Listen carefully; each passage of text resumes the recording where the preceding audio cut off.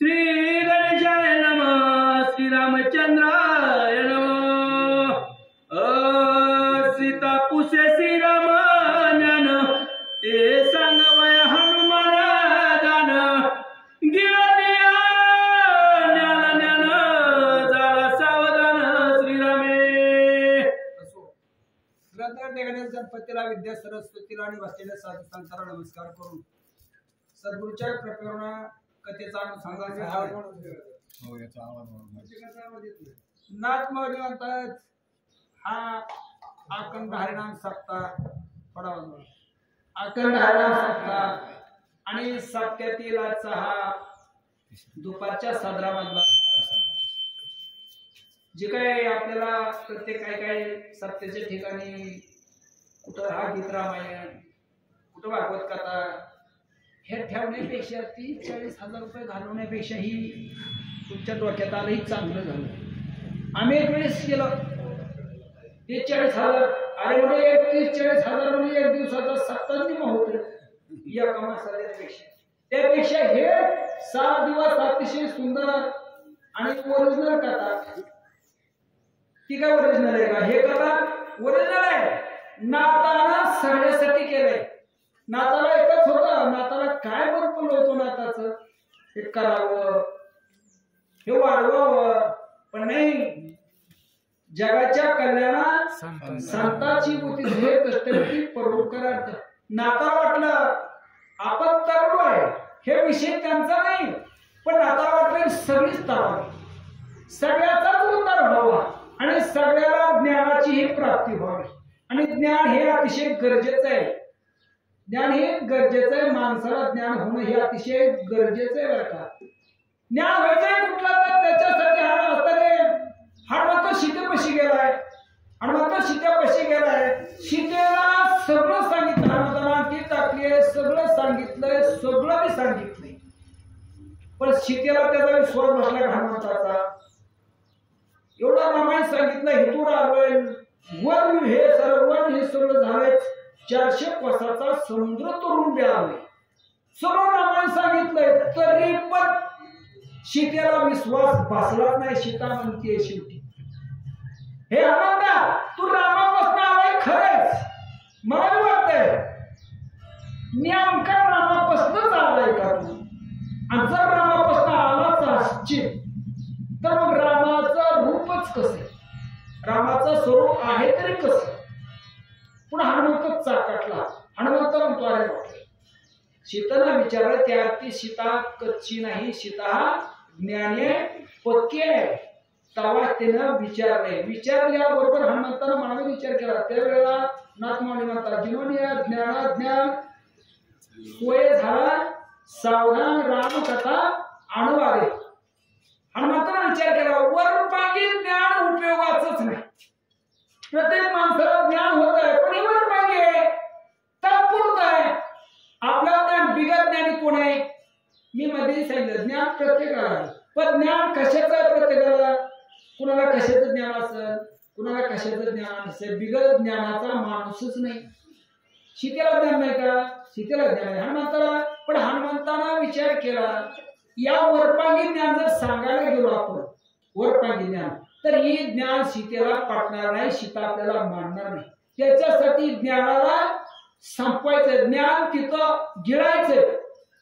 आणि ज्ञान हे गिळणं करते माणसाला थोडं जर ज्ञान झालं, थोडं ज्ञान झालं की माणूस फेल जातोय। थोड्या ज्ञानाची उर्मी असते, उर्मी ज्ञानाची उर्मी झाली माणूस कुणाला मानायला तयार होत नाही। त्याच्यामुळे हे झालेलं ज्ञान कधी फेल जाईल सांगताच येत नाही। म्हणून हे ज्ञान वरपांगी नको आहे। मग हे ज्ञान आधी संपवलंय। आता ज्ञान ज्ञान ज्ञान ज्ञान तुम्ही माझं ज्ञानच नेमकं ज्ञान म्हणजे नेमकंच काय? प्रत्येक माणूस म्हणतोय जय गेला काय श्याम, जय गेला काय ज्ञान म्हणजे नेमकं काय? ज्ञान हे जाणून आपल्याला कळलं नाही। मी आता तुम्हाला म्हणलं की कुणाला कशाचं कुणाला कशाचं कुणाला कशाचं ह्याचं ज्ञान आहे, पण ज्ञान नेमकं ज्ञानच काय? तर हे वरपांगी झालेलं ज्ञान आपल्याला आधी संपवायचं आहे आणि संपून हे गिळता आलं पाहिजे। ज्ञान हे वरपांगी गिळता आलं पाहिजे, हे जिनावलंय गिळलंय, हे संपवलंय। आणि त्यावेळेला हनुमंत सावध झाला। नेमका देव आहेच कुठं, ज्ञान ह्याचं पाहिजे हो माणसाला. कधी नेमका भगवंत आहे कुठं आणि नेमकी भगवंताचं वास्तव्य आपल्यामध्ये आहे. देव माझ्याच आहे, हनुमंत शेवटी म्हणते माझ्याची हृदय भगवंत हे ओवे भारताचे. पण हनुमंताने ज्ञान संपवलंय आणि ज्ञान संपवून सीतेला सांगायचंय राम नेमका आहेच कसा, देव नेमका आहेच कसा. माझा विषय मी हे ज्ञान भरपूर केलं. माणसाचा आपला देह झालाच तयार कसा. आपल्यामध्ये नख वाढतात, केस वाढतात का नाही प्रत्येकाची, नख वाढतात, केस वाढतात. आणि सगळ्यापेक्षा मोठा विषय आपला काळ. जन्मल्यापासून म्हातारा ऑटोमॅटिक होतोय का नाही, हे खरं महत्वाचं आहे हो. मग ह्याच्यामध्ये आपण जन्मालोय, आपल्याला देवाला जन्म घातलाय. जन्म कुणी घातलाय, देवाने घातलाय. मग देवाला घातलाय तर नेमका देवच कोण आहे जन्म घालणारा, कुठल्या देवाने जन्म घातला आपल्याला. देव जन्म नाही, देवच नेमका आहे कुठं, ह्याचा अभ्यास मी शरीराचा पण नाही केला. पण माझा एकच विषय आहे की देवच नेमका आहे जगात कसा, आणि हे ज्ञान पाहिजे आपल्याला. देव जगामध्ये नेमका आपल्यामध्ये आहे, देव आपल्यामध्ये आहे का जगात आहे, सगळ्यामध्ये देव आहे का नेमका आपल्याच पशी, ही महत्वाचं आहे. आपल्याच पासला देव नेमका आपल्याला बघायचा, देव आपल्या पासला नेमका बघायचा. मग आधी आपल्या पासला देव कळला की जगातला देव ऑटोमॅटिक कळतो. आपल्यापासून आधी महत्वाचं आहे. मग तुकाराम महाराज म्हणतात, तुका म्हणे अंगी भावे ते आपण तरीच महिमा कळून लोकांना सांगण्यापेक्षा आधी आपण करायचंय. देव आधी आपल्यामध्ये बघायचंय. मग आपल्यामध्ये देव आहेच कसा, आणि ह्याचं ज्ञान महत्वाचं आहे. सीतेनं विचारल्याबरोबर हनुमंतानं विचार केला, देव आपल्यामध्ये आहे पण कुठं आहे, कसा आहे. देव आपल्यामध्ये कुठं आहे, कसा आणि काय करतो. आपल्यामध्ये देव आहे पण काय करतो ह्याची ओळख अतिशय महत्वाची. आपल्यामध्ये देवाची ओळख गरजेची, मग जगाचा ऑटोमॅटिक कळतो. मग आपल्यामधला देव नेमका कुठं आणि कसा. आपल्यामधल्या देवाचं एकच वास्तव आहे की सर्व शरीरामध्ये व्यापला म्हणजे केस जरी उपटली, केस सत्य आहे का, मग तिच्यामध्ये भगवंताचं वास्तव जीवाचा आहे. जीवाला जाणीव करून देतो आपल्यामध्ये हा देव आहे. प्रत्येक जीवाला जाणीव करून देतो. आपल्याला ठेस लागावी जाणीव होती का नाही, तो देवाचं वास्तव्य. जीव आणि देव ह्याचं वास्तव्य. कुठं जरी आपल्याला शरीरात थोडं जरी दुःख झालं तर वेदना होते, हे देवाचं वास्तव्य.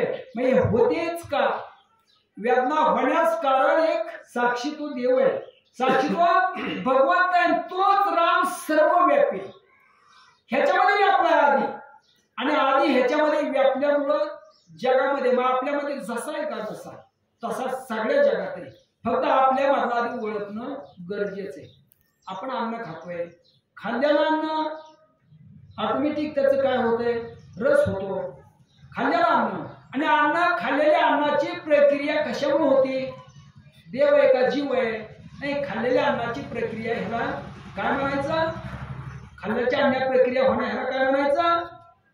तर हे महाभूत आहे किंवा आपल्यामध्ये सगळंच व्यापलंय. आपल्यामध्ये खाल्लेल्या अन्नाचा रस तयार करायचा 7 दिवसाचा त्याचा विषय मी सांगेल पुढे तुम्हाला, का होतो कसा होतो. 7 दिवसामध्ये रस का होतो, खाल्लेल्या अन्नाचा रस होतो आपल्यामध्ये, आणि तो रस सगळ्याला वाटला जातो. म्हणून हा जीव सजीव आहे. मग आपल्यामध्ये आपण खाल्लेलं अन्न जर सगळ्याला पोहोचवतोय आणि सगळ्याला साक्ष ठरतोय, असा तो भगवंत आहे. तो आपल्यामधला ओळखायचा आहे आणि ओळखल्यानंतर जगाला सांगायचं. मग सीतेने विचार केला, हे त्याला ओळखीता आलाय का हनुमंताला, हे देव कळलाय का, म्हणून त्याला विचारलं. मग तो हनुमंत सावध झाला की खरंच आपल्यामधला देव आधी ओळखलाय आणि ओळखायचा आहे. तेव्हा हनुमंताने विचार केला, ज्ञान संपलं, ह्या ज्ञानाचा उपयोग नाही म्हणला. ज्ञान झालंय, हितवर आलोय, हितवर याचं ज्ञान झालंय, पण आपल्यामध्ये देव ह्याचं ज्ञान झालं नव्हतं. म्हणून हनुमंत सावध झाला आणि हनुमंताने हे ज्ञान संपवलं. या ज्ञानानं सांगता येणार आम्हाला, वरपागी ज्ञानानं जमणार नाही, सांगता येणार नाही. म्हणून हे हनुमंताने हे ज्ञान मागे सारलं. ज्ञान संपवलं की विज्ञानाची पदवी. आधी हे झालेलं ज्ञान, त्याची उर्मे, हे ज्ञानाची उर्मे हे संपवायचे. संपल्यानंतर सहजासहज अद्वैत ज्ञान प्राप्त होतं. तो विज्ञानही प्राप्त होतं. हे ज्ञान झालं की विज्ञान अद्वैत ज्ञान प्राप्त झाले की मग मात्र जगामध्ये एक दिवस संपाय हे कळतंय दिसतंय पण कधी हे ज्ञान संपल्याशिवाय नाही. नाहीतर ज्ञान आपल्याला सगळ्यालाच आहे हो. ज्ञान बिगर ज्ञानाचा कुणी नाही. मग कुणाला कशाचं ज्ञान असेल कुणाला कशाचं असेल आहे का नाही. आमच्या इकडे तुमच्या इकडे नाही. कुणाला टोप्या घालायचं बी ज्ञान असतं. कुणाला खिस्स कपायचं बी ज्ञान असतं. कुणाला बांध कोरायचं बी ज्ञान असतं. कुणाला कसं कसं फसवायचंय हेही ज्ञान असतं. हे ज्ञान हिथं चलत नाही.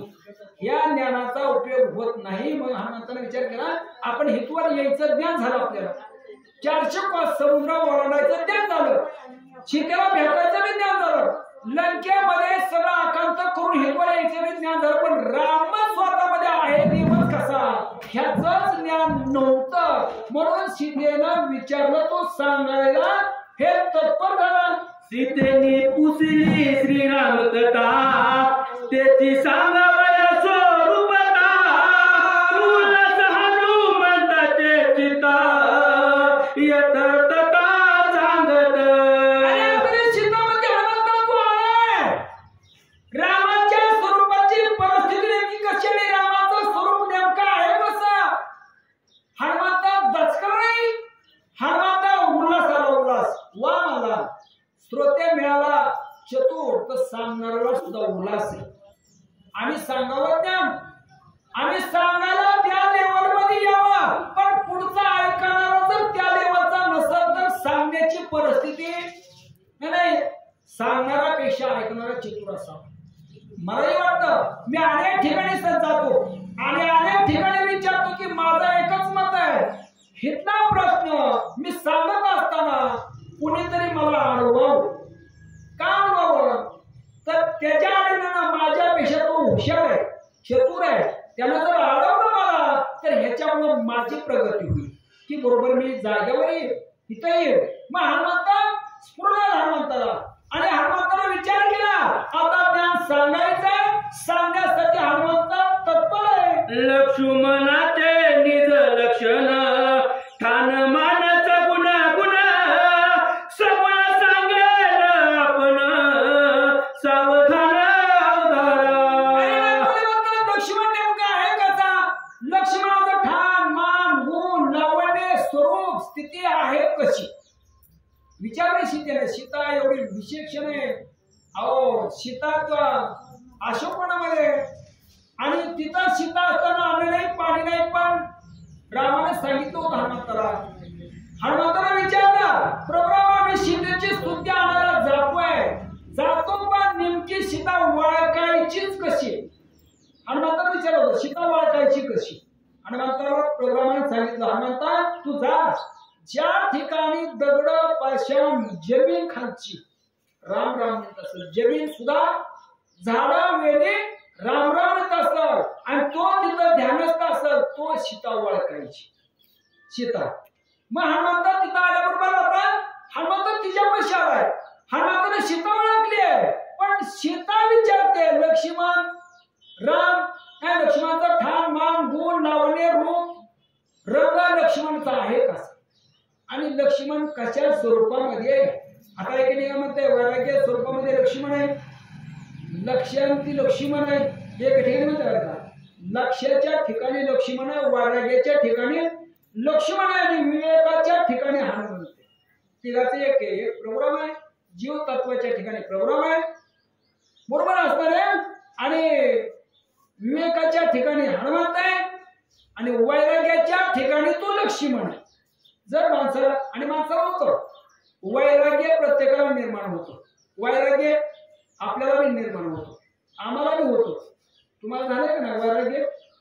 वैराग्य आपल्याला कधी निर्माण होतं माहिती तुम्हाला सांगू वैराग्य कसं निर्माण होतं ते. एखाद्या वेळेस घरी भांडणं करावी बायकोनं पोरानं सगळ्यांना ह्याची फजिती करावी त्या वेळेला वैराग्य निर्माण होतं. नको आता लय केलं ह्यांच्यासाठी आणि वैराग्य करून माणूस पस्तावला आणि पस्तावून म्हणतो आता जगणं सुद्धा नका केलंय दुसऱ्यासाठी त्या वेळेला वैराग्य. आणि तिसरा वैराग्य आपण मसल वाट्यामध्ये यात्रेला गेलो की तिथे एक वैराग्य असतं. ते नाही काय रे माणसाचं खरं अरे आज हाय उद्या नाही, माणसाचा क्षणिक भारवासा नाही, हे वैराग्य तात्पुरतं. तिथं नाही लक्ष्मण.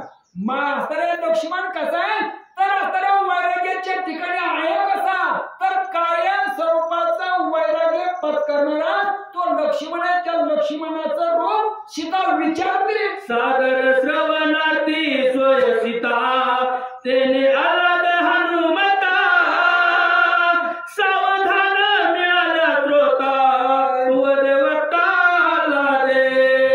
अरे हनुमंत सांगायला सादर आहे पण सीता ही ऐकायला तेवढीच तत्पर आहे. नाग मावडी म्हणतात वाक्याला स्फुरण येतं.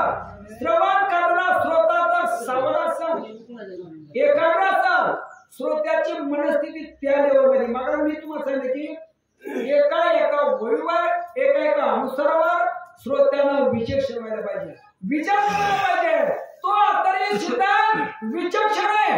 हनुमंत बोलतोय पण बोललेला शब्द आपल्यामध्ये बसतोय का? हनुमंत आपल्यामध्ये शब्द बसतोय का? मग हा शब्द जर आपल्यामध्ये बसत असेल तर त्याला म्हणायचं सादर श्रोता. माणूस बोलतोय पण बोललेलं याचं खरं आहे का? एक शब्दावर लक्ष द्यायचं बरं का. त्याला सादर श्रोता एक शब्दावर. आमच्यासारखी काय भरकटतील गॅरंटी नाही. सांगत काय होतं श्रोता सावध पाहिजे. जागेवर अडवायचं. मला दिसेल तुम्हाला जागेवर अडवायचं. एक शब्द बोला कुणीकडे चालला ववी काय सांगतो काय हा विषय. आता हे ववे जवळजवळ 38-39 40-42 नाही 38-39 ववे आहे. या वव्यामध्ये ज्ञानाची स्थिती आहे. तुम्ही म्हणता हिथं सांगतोय किती ह्या स्वरूपाचं वर्णन आहे. आणि ह्याच्यासाठी सांगणारा वाचनाची खरी परीक्षा हिथच असते.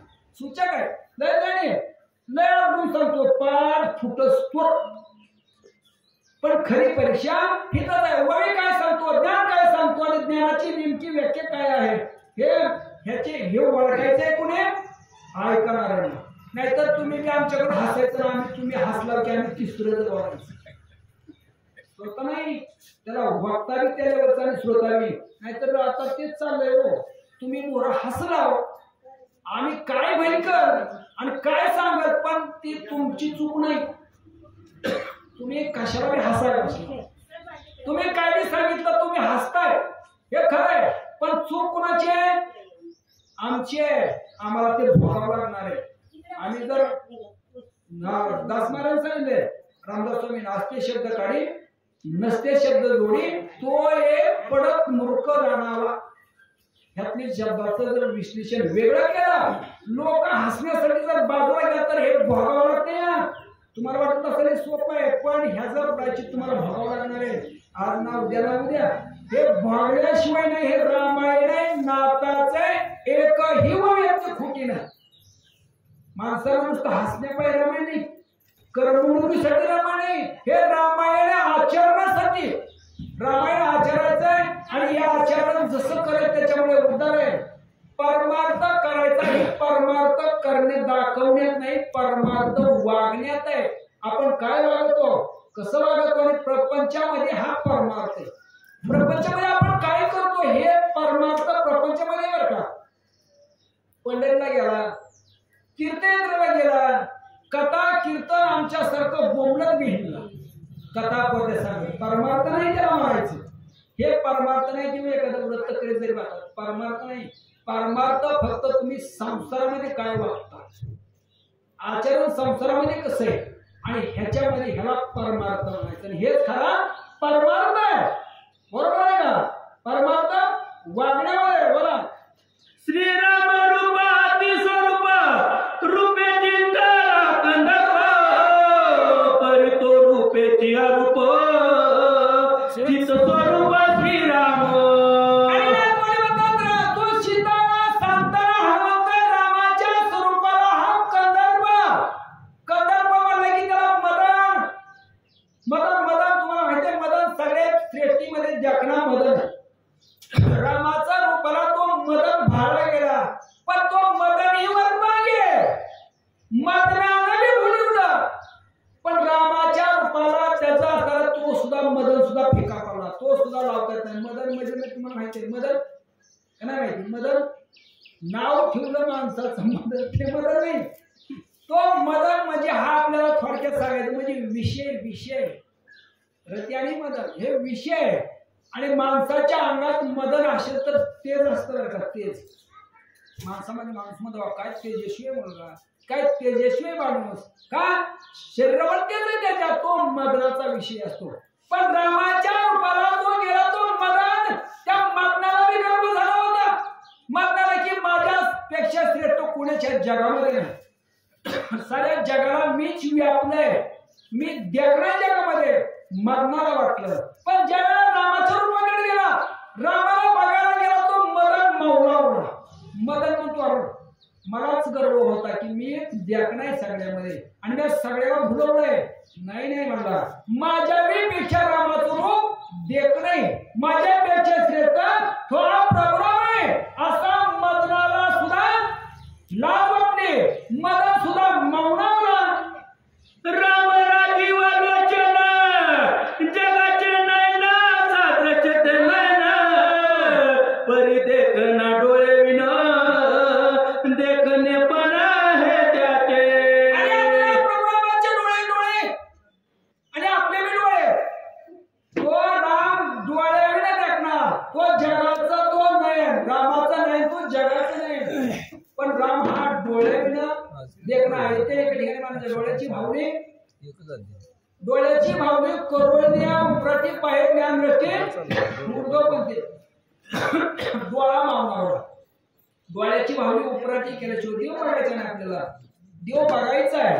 मग या डोळ्याला बघतोय का? हे डोळा बघितलं तर नाशिवंत आहे, जन्मत आहे. या डोळ्याला रामाचं रूप बघता येते का? डोळ्याला काय दिसतं आपल्याला? इथं डोळ्याचं रामाच्या रूपाला हे डोळा थांबत नाही, तो डोळा मावणावला, माघारी फिरला. अरे तो राम म्हणून म्हणा तिथं डोळ्याची भावनी. मी म्हणायचं ज्या वेळेला हे चर्मचक्षुच्या डोळ्याने प्रोग्राम बघायला जावं तर सगळं जगदंबा दिसतंय. मग आता विचार केला तिथं म्हणजे डोळ्याची भावनी करुण्या उपराटी पाहे ज्ञान दृष्टी ऊर्ध्वपती तिथं डोळा संपवायचा आहे. आणि आपल्याला 5 ज्ञानेंद्रिय आणि 5 कर्मेंद्रिय आहेत का नाही? मग 5 ज्ञान इंद्रियापैकी डोळा मेन आहे. डोळा मग या ज्ञान डोळ्यानं कुणाला भुलवलंय? डोळा कुणाला भुलवलं आतापर्यंत? तुम्ही आम्ही सगळीच आली बरं का. आज जरी आपण तुम्ही म्हातारा झाला वाटतंय, आता आपलं काय झाले म्हातारा झाले, म्हातारे तरुण होता तेव्हा तुम्हाला डोळ्यानं किती फिरवलंय? तुम्हाला तरुण होता तेव्हा म्हातारपणात जरी गात्र शिकायला डोळा फिरवित नाही. का फिरवित नाही? गात्र चिरताने, पण जेवणे तो डोळ्याला किती फिरवलाय सगळ्याला. हे डोळा आहे 5 ज्ञान इंद्रियामध्ये श्रेष्ठ डोळा आहे. पण डोळ्याला तो हाताला थांबवला, दृष्टीला त्या डोळ्याला थांबवलं कुणी हनुमंताला, आणि डोळ्याला थांबवून माघारी घातलं. डोळ्याला काय सांगितलं? माघारी. अरे पुढे बघू नको, पुढे बघितलं तर जगदंबर आहे, मायाचा पसारा पुढे अनेक दिसत. डोळ्याला काय दिसतंय आणि डोळा काय बी बघतोय? काय दिसत नाही डोळ्याला, प्रत्येकाला दिसते ना. काय बी दिसत, काय बी बघत, कुठं रमल ह्याचं सांगता येत नाही. डोळा हनुमंताला विचार केला हे डोळ्यानं बघणं नको. मग हे डोळा अंतरीमध्ये घेतला, तो डोळा माघारी आहे बा. तिथं समाधी अवस्था राहिली. आता डोळा तुमचा डोळा माघारी घ्यायचा कसा, बघायचा कसा? तिथं समाधी लावायची. समाधी लावणार बा कोण समाधी नाही लावित असला तर सांगतो लगेच समाधी कशी लावायची. म्हणजे तरी पण हा डोळा माघारी फिरवायचा नाही. पण समाधी लावल्याशिवाय डोळा माघारी फिरणं शक्य नाही. तिथं म्हणायचा डोळा वरचा जातोय पण बरोबर असताना समाधी असं हे पद्मासन करायचा. डावा पाय उजवा पाय मध्ये असताना हा गुदद्वार, हे गुदद्वाराला टाच द्यायची डाव्या पायाची, उजवा पाय घरी घ्यायचा, ताट बसवून वायू आतमध्ये रोधायचा. आणि डोळा मात्र उघडा झाकला बी नाही उघडा बी नाही. माणसाला तर वाटावं बघत आहे, पण डोळा अंतरी लावायचा. डोळ्याची म्हणजे अंतरी जर बघितलं वरी जग दिसतंय तसं डोळ्याला आतमध्ये दिसलं पाहिजे. जग हेच आपल्यामध्ये ब्रह्मांड पिंड आहे तेच ब्रह्मांड, ब्रह्मांड आहे तेच पिंड आहे.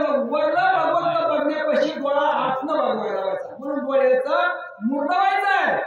जगामध्ये डोळे असून आंधळा झाला पाहिजे, आंधळा आतमध्ये देखना वर दिसतोय पण वर आंधळा झाला पाहिजे, वर आतमध्ये देखना म्हणतोय रामाचं रूप त्या लेवलचे आणि तरी डोळ्या विना देखतो, डोळे आहेत पण डोळा महागारी करून आपल्या शरीरामध्ये काय आहे कुठं आहे हे सगळं शरीरात तुम्ही सांगणार आहे तुम्हाला कशी वळी निघाल शरीरात काय आहे आपल्या कसं कसं भरलंय काय काय केले कोण काय कसं काम करते सगळं सांगतो तुम्हाला एक एक वळीनं. हा दृश्य देखे हे तत्व गौण श्रवणात देखणी नया सर्वांग देखणार रघुनंदन डोळे विना देखत दृश्य दिसणार तिथं दृश्य द्रष्टाने दर्शनी त्रिपुटी दृश्य आपण बघतोय, आपण बघायला एखादी वस्तू हरपावी किंवा एखादी वस्तू दिसावी आपण बघितली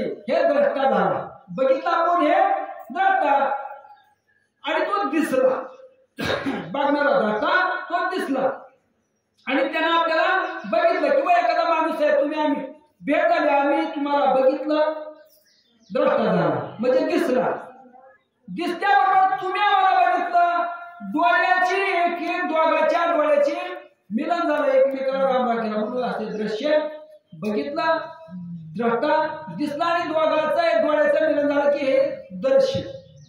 पण रामा हनुमंत म्हणतो रामाची तिथे नाही, राम दृश्य तो दिसणारा गौण आहे, दृष्ट्या दिसला हेही गौण आहे, डोळ्याला बघितलं हेही गौण आहे. राम असणारे सर्वांगी देखणे सर्व देहामध्ये जे काही चाललंय डोळ्या विना बघतो, जागेवर डोळे जरी झाकलं तर जगाचं दिसतंय. रामाला जगाचं सगळ्यामध्ये दिसतंय रामाला बरं का, आणि रामाला दिसतंय हे आपल्याला आणायचंय आणि तेथवर यायचं हे सांगायचंय लावायचंय कशासाठी आपल्याला अनुभवाला तरी आणायचंय. आपण करताना नाही करणार नाही कर्म होणार नाही निदान कमीत कमी आपल्या ह्याची ओळख जरी असली तरी महत्वाचं एवढं सुद्धा नाही तर आपण जन्माला आलोय, आपण जन्माला आलो नाही माणसाच्या जन्माला आलं पण माणसाच्या आलोय. मग माणसाच्या जन्माला आल्यानंतर कमीत कमी आपली वरी तरी नोंद व्हावी की कमीत कमी जन्माला एवढं तरी, नाहीतर काय कायची अशी अवस्था आहे महाराज नुसतं खायचं कावा कष्ट खाऊनच मेले, कधी देव नाही धरम नाही कधी ह्याची वार्ता बी नाही. जर असं जर जन्माला आपण आलो तर स्वान सुखात काय थोडं म्हणतो जन्माला येऊन तरी 4 खाणीमध्ये किती जन्मातात त्याच्यामध्ये शिवाय असणारे 4च खाणीमध्ये आपला जन्म येणार, 4च खाणीमध्ये शोधत खाणीमध्ये वा निका आहे का त्याला काय त्याचं आपण 4च खाणीमध्ये वा निकाला काही परमार्थ काय देव काय कळतंय फक्त 4च खाणीमध्ये कळले. मग आपण कमीत कमी जन्माला आलो ह्याची तरी नोंदवरी असावी की बाबा हे जन्माला होता आणि जन्माला होताना ह्यानं देवाचं नाव घेतलं ही वरी नोंद जन्माला आल्याची बरं का. नाहीतर तुम्हाला देव माहित नाही परमार्थ नाही नुसता आला असा गेला जन्माला आला असा वया गेला मग जन्म तरी आपला उपयोग झालाच काय ना. तुम्हाला जन्माला आल्याची कमीत कमी साधता करावा देव आपल्याशी करावा. प्रोग्राम डोळ्या विना देखण्यामध्ये सर्वांगी प्रोग्राम डोळ्याविषयी सर्व जग बघणारा हा प्रोग्राम आहे. कुंडलवर्णी ती साकार एक मगती मकराकार श्रवणे मावळ निर्विकार निर्विकार निजलेले जय श्रीराम. सांगतोय शिंदेला प्रोग्रामाच्या काळामध्ये कुंडल आणि काळातली कुंडल म्हणता एक मगती साकार एक म्हणजे मकराकार श्रवणीच मावळती विकार. एक म्हणतात जग हे प्रोग्राम कसं एक म्हणतो आकाराला कानातली कुंडल करतात बोलतात तुम्ही म्हणतात कानातली कुंडल बोलतात एक म्हणतो साकार आहे म्हणजे आकाराला आलाय, एक म्हणतो निर्गुण आहे आकाराला आलाच नाही, एक म्हणतो एकाच्या दृष्टीनं जग आलंय जग पसरलंय हे कुंडलवर्णन करतात. एक म्हणतोय जग आलंय दृश्याला दिसतंय आणि एक म्हणतोय मकराकार आहे नाहीच एका कुंडाचा विषय जगत नाही त्याच्या विषयानं अवघ परब्रह्म व्यापलंय. दिसतात. म्हणजे आता हे जगाला हे साकार म्हणजे सगळ्यामध्ये काळं पांढरं तांबडं हिरवं निळं जांभळं दिसतंय. 7 रंगामध्ये सगळं व्यापले, 7 रंगामध्ये सगळं व्यापले. मग 7 रंगामध्ये आलेलं आपण तर बघतोय का नाही, सगळं दिसतंय. हिरवं काळ असणारे काळं गोरं तांबडं खैरं वाढलं दिसतंय आपल्याला. हे साकार आहे, हे आकाराला आलंय. एक म्हणतंय आणि एक म्हणतंय आलं हे मकराकार. एकाच्या दृष्टीला जग आहे पण नसल्यासारखं. का अवघ्या वस्तूमध्ये परब्रह्म व्यापलंय, अवघ्या वस्तूमध्ये देव व्यापलाय. देव नाही अशी जागाच नाही, देव नाही असं ठिकाणच नाही. प्रत्येक तंतूमध्ये भगवंत आहे. तुम्ही म्हणताल हे कसं? देव म्हणजे वाळ्या लाकडा सुद्धा असतो का? आहे का नाही? वाळ्या लाकडामध्ये देव असतो ना. हाय आपण हा तो भक्त प्रल्हादाचा की नाही? खांबावरीला विचारलं, पोराला विचारलं, देव ह्याच्यात तो मला जडीत तरी मारली लाल भगवंत प्रगटला. एक म्हणतंय तो साकार आहे, सगळ्यामध्ये देव व्यापलाय. देव नाही त्याच्या दृष्टीनं भगवंत व्यापलाय, त्याच्या दृष्टीनं हे जगच नाही. एक म्हणतंय आकारलाय, एक म्हणतंय नाही. ह्याच्यामध्ये माया तिथे निर्माण होते, शून्य होतं, निर्माण होणारे निराकार होतं, सगळं होतं. पण तिथं अचानक स्फुरण यावं आणि स्फुरण आल्यावर तिथं स्फुरणाची माया तयार व्हावी. काय नसताना काय नव्हतं पण मायेला आकारला. माया तयार झाल्याबरोबर तिथं आकार धरला. मायेला आकार धरला तिथं तिला म्हणायचं मूळ माया. मायेला आकार धरला मूळ माया. आकार धरल्याबरोबर मायाने विचार केला, माया म्हणजे आकाराला आणली, तेच तिथं मूळ माया तयार झाली. आधी मायेपासून मूळ तयार झाला. त्या मूळ मायानं मकार सुरू केलं. मकार म्हणजे विस्तारलं. आकार उकाराने मकार. उकार मध्ये सगळं जगदंबर भरला गेला. कुणी त्या मायेला भरका आणि मायेपासूनची ती नाही ती. तुम्ही म्हणता देव विष्णू कोण म्हणते त्याच्यामध्ये विष्णू श्रेष्ठ, महादेव श्रेष्ठ, कोण ब्रह्मश्रेष्ठ. प्रत्येकाचा देव वेगळा वेगळा तिथून बाटला पुन्हा. पण मेन मुळाला आधी माया, तिच्यापासून हे त्रिगुण जन्मला आहे. ओंकार जन्मला, आकार उकाराने मकार. हे तिन्ही पासून तिन्हीच्या वर तो अर्धी माया. हे आकाराला आणलेलं हे 3 गुण आहे. त्याला म्हणायचं आपण रज कर्म आणि सत्व. ह्या 3 गुणामध्ये व्यापले. म्हणजे एक वर्णिती साकार, कुंडल एक वर्णिती साकार. एक म्हणते मकराकार. रामाच्या कानामध्ये कुंडल आहे. एकाच्या दृष्टीनं निर्गुण आहे, एकाच्या दृष्टीनं जगामध्ये जगच नाही, सर्व ब्रह्मच आहे, सर्व देवच आहे. आणि एकाच्या दृष्टीनं मात्र सर्व व्यापे सगळं जग आहे.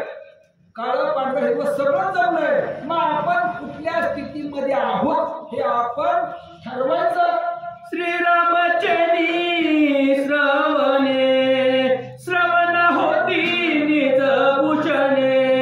श्रवणाची श्रवण देखणे परब्रह्म जय श्रीराम. आलेली कुठं म्हणतात आम्ही कुठं आहात? रामाच्या कानामध्ये श्रवणामध्ये. श्रवण म्हणजे की 5 ज्ञान इंद्रियापैकी एक इंद्रिय बर का. 5 ज्ञान इंद्रिय आणि 5 कर्म इंद्रिय. कर्म इंद्रिय मध्ये हात पाय शिष्टानी म्हणजे कर्म इंद्रिय. डोळा नाक कान त्वचा जीभ हे ज्ञान इंद्रिय. ज्ञान इंद्रियापैकी एका कानातलं कुंडल म्हणते, एका कानातलं कुंडल म्हणते रामाच्या कानामध्ये पण हा श्रवण तो कुंडलामध्ये एक बळकट इकड, एक इकड भेटत आहे आणि एक मात्र बोलताय जागेवर ये. देव कशाला श्रवणानच कळतो. आपण जर ऐकलं देव कशाला कळतो आपल्याला? श्रवणानच कळतो. कथा कीर्तन ऐकल्यावर प्रत्येक जण देवाची स्थिती सांगतो. देव आहे कसा तो श्रवणानच कळतो. म्हणून तो एक वर्तनी साकार. पण श्रवणीच मावळते विकार. विकार आहे प्रत्येकाला मामा, प्रत्येकाला विकार आहे. विकारानं सगळ्यांना व्यापलंय. आपल्या मागे विकार आहेत. आपल्याला 6 विकार ध्येयाचे आहेत, 6 विकार मनाचे. आपल्याला मनाचे विकार म्हणजे की काम क्रोध भय मत्सर दमन करे मनाचे विकार आहेत.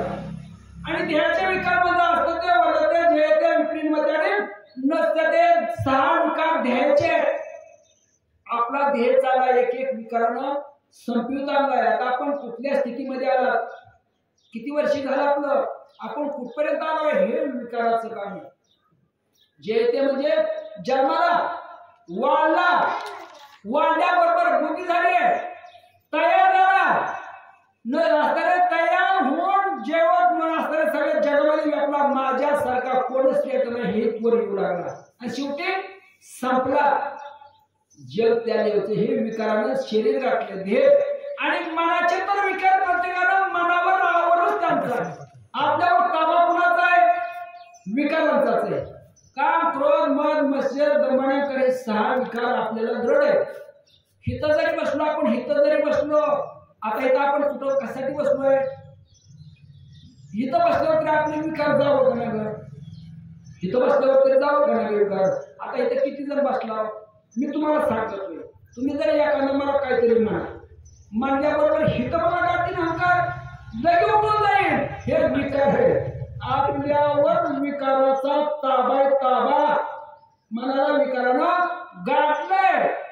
6 विकारानं ध्येय संपवला. आपला ध्येय जन्माल्यापासून वाढवीत आणलाय, संपवलाय. आणि आता हे मनानं ह्या 6 विकारानं आपली आलेल्या नशिबाचा ठेवा संपवला. ठेवा विकार कुणाला विकार नाही मला सांग बरं. बिगर विकाराचं कोण आहे, कोणीच नाही. लाल लेकरा बोलांवरील विकारानं गाठले प्रत्येक. पण तरी हा तो विकार मावळतात कुठं, तर श्रवण हे प्रोग्रामाच्या श्रवणाचा निर्णय होतो. श्रवणीच मावळते विकार. रामाच्या नामानं गुण जर ऐकलं हे विकार मावळतात. परमार्थाचे मुख्य पीक निरपेक्षातेची नासिक तेने विन ते निरनासिक कैसे सुख सापेक्ष जय श्रीराम. परमार्थाचा मेन बीजच आहे. आता वरपांगी म्हणलं तर हे परमार्थाचं बीज आपण हे तर म्हणते नाशिक कुणाचा प्रोग्रामाचं.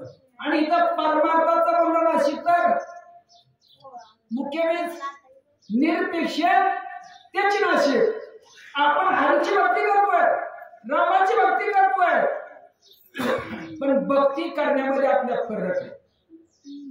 कुठल्या तरी देवाला नवस बोलल, पाऊस तरी पडू दे म्हणेल, पंढरीला जरी गेला तरी अपेक्षा, कुठला जरी आपण कार्यक्रम करायला गेलो तरी अपेक्षा. कारण घातलंच आहे आपल्याला विकारामध्ये येत. आपण सगळे तुम्ही आम्ही, मी काय वेगळा नाही तुमच्या, मी तुमच्यात ना तुमचाच. विकाराला मलाही गाठलंय, तुम्हाला बी गाठलंय. पण हा परमार्थामध्ये ते चालत नाही. परमार्थामध्ये अपेक्षा नसावी.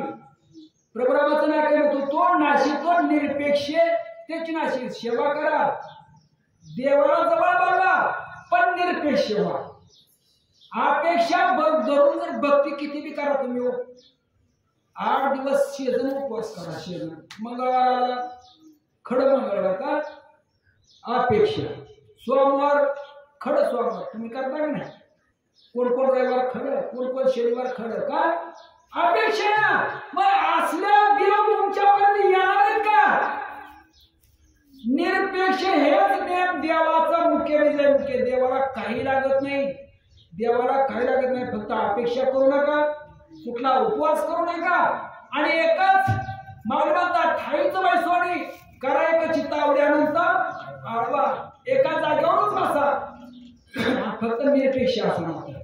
नाहीतर एका जागेवर बसून त्या अपेक्षा नसावी, एका जागेवर बसायचं. पण भगवंताला आळवायचं, भगवंताचं स्मरण करायचं. मात्र अपेक्षा नसताना देवाला हाक मारा आणि प्रचिती घेऊन बघा. तुम्ही सांगतोय मी हे नाही, तुम्ही फक्त बघून बघा देवाला. अपेक्षा सोडून बरं का. तुका म्हणे घालू तयारी, सगळं भाग त्याच्यावर घाला, देवावर सगळाच भाग घाला. एकदम शांत बसा, अपेक्षा ठेवू नका.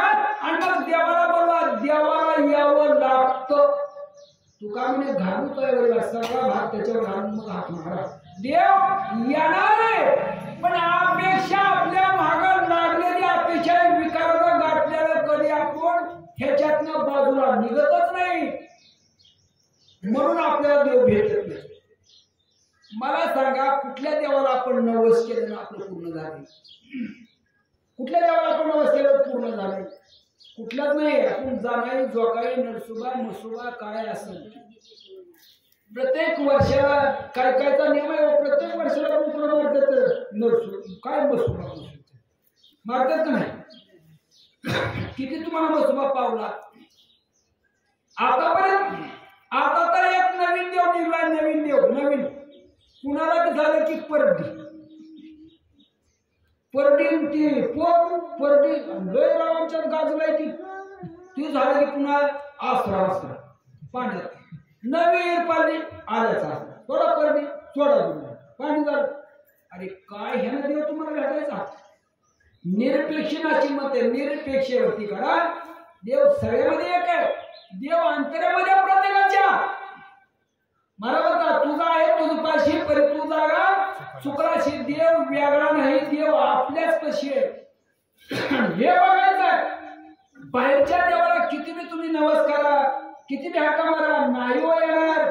दगडाच्या देवापुढे डोकं फोडून घ्या. डोकं देव येत नाही, ते पावत बी नाही. दगडच आहे तर दगड पावत असतो. तुम्ही बोकडं त्याच्यामुळे किती बी कापली काय केलं त्याला घामायचं. दगडाला मस्त दगडाला घामायचं असतो नाही तिथपर्यंत, पण गामीर. पण त्या देवाचा विषय घ्या. गामीर तुम्हाला माहित आहे नामदेव माऊली. नामदेव देवापुढे गेला. नामदेव तुम्हाला घटना देतो ह्याच्यातला. हा विषय अध्यात्माचा पण प्रकार. नामदेव महाराज होते. नामदेव महाराज पंढरीला गेले. एके दिवशी नामदेव महाराजचा बाप निवड द्यायचा देवाला. निवड दाखवायचा मागे राहायचा. रोजचा विषय नंतरचा. एके दिवशी तो गावाला गेला. नामदेवावर पळाली आणि नामदेवाला आणि सैदा निवाद घेऊन देवाला जाऊन ये. मग आपण निवाद देवाला जाऊन येतो का खाऊ घालून येतो? आणि जर खात असेल त्या खाणाऱ्या देवाला आपण निवाद दावतो? खाणाऱ्या देवाला निवाद लावेल? खाणाऱ्या देवाला निवाद दावल्यावर राहिलच काय नाही. खाणाऱ्या देवाला निवाद असतो आपला. मात्र नामदेव गेला आणि गेल्याबरोबर आणि सैदा निवाद देवाला जाऊन नामा गेला. नामा बघितलं ठेवलं. नामा माझा हे देवा निवाद आणलाय. निवाद आणलाय. खातो का नाही बोल. भाव त्याचा बरं का. आपल्याला सांगायचा विषय भावावर आहे. देव निरपेक्षला पावतो कसा? रामाचं निरपेक्षतेची नाश. देव नामाने विचार आग्रह केला. मला माझा बाप दररोज नैवेद्य घेऊन येतो तवा खातो आणि आज माझा का खायना? नामावारी होता. जर नाहीच निवड खाल्ला तर मला डोकं फुटून घे तुझ्यापाशी. डोका आपण हितच मरण. जीव हितात दे. निवडच खा. अपेक्षा काय होती? नामदेवाच्या अपेक्षा काय होती? काहीच नाही. फक्त अपेक्षा काय? देवा निवड. देवा खा. शेवटी आपल्याला त्याला डोका आपल्याला लावलं. आपल्याला लागल्याबरोबर नामाचं वरल्यावर डोकं धरलं. का तर भाव त्याचा निरपेक्ष भक्ती आहे. म्हणून तो प्रत्येकापाशी भगवंत फक्त पाहण्याची आणि बोलवण्याची आपल्यामध्ये सामर्थ्य असावं. मला सांगा, आता सत्य किती दिवस झाला आपण करतोय? हितला किती आहे? 25 वर्षात परिणाम किती? आमच्या 10-15 वर्ष झालं. परिणाम काहीच नाही. आम्ही मी सांगतो परिणाम काहीच नाही. 25-30 वर्ष सप्त झालं परिणाम. मग आता आम्ही करमणुकीसाठी सप्त करतो का खाण्यासाठी करतो हे मलाच कळलं. सप्त आम्ही कशासाठी करतो हेच मला कळलं. किती महाराजांना सांगून गेले. प्रत्येक जण कीर्तनकार सांगतोय, प्रवचनकार सांगतोय आणि सांगतात. परिणाम 0 मग देव आपल्याला भेटणार कधी? आणि देवापर्यंत आपल्याला जायची परिस्थिती येणार कधी? शक्य नाही. बोला. श्रीरामाची नासिक स्थिती प्राण्या प्राण्या नित्य विश्रांती. श्रीराम जाणे प्राण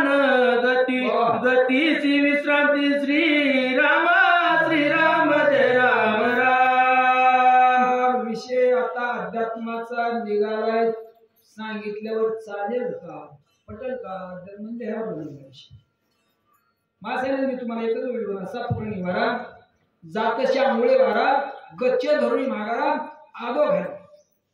आपल्यामध्ये 6 चक्र आहेत. 6 चक्र जे पण का विषय सांगितलं 6 चक्र आधार, स्वादिष्ठान, विशुद्ध, मणिपूर, आर्भात आणि आज्ञा हे 6 चक्र आणि सहस्त्र वय.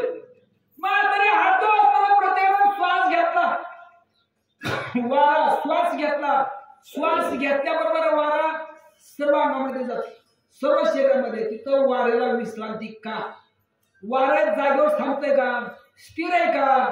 नाही, वारं चंचल आहे. पण वाऱ्याला विश्रांती कुठं म्हणतंय?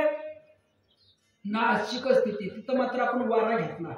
थोडं सांगतो, जास्त नाही वारा, जास्त तुमच्या डोक्यावरनं जाईल. माझं जरा अभ्यास, माझा काही विषय वाटत नाही, तुम्हाला थोडंच सांगतो.